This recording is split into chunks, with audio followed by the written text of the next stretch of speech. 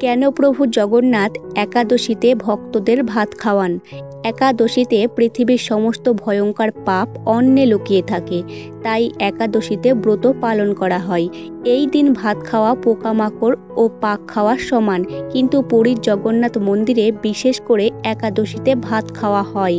একদিন একাদশীর দেবী একাদশীর দিন ব্রহ্মাজিকে উড়িষ্যার পুরী জগন্নাথের মন্দিরে অন্নপ্রসাদ খেতে দেখেন এবং তিনি তার শক্তির জন্য অহংকার করেন। তখন প্রভু জগন্নাথ স্বয়ং প্রকট হয়ে ঘোষণা করলেন যে আজ থেকে আমার মহাপ্রসাদে একাদশী বা অন্য কোনো ব্রতর বা তিথির নিয়ম প্রযোজ্য হবে না।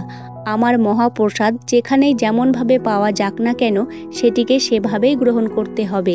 সেই দিন থেকেই পুরীর জগন্নাথ মন্দিরে একাদশী হোক বা অন্য যে কোনো ব্রত, জগন্নাথ দেবের প্রসাদে ব্রত বা তিথির প্রভাব পড়ে না। তাই আজও পুরীর জগন্নাথ মন্দিরে পালন করা হয় উল্টো একাদশী আর খাওয়া হয় অন্ন।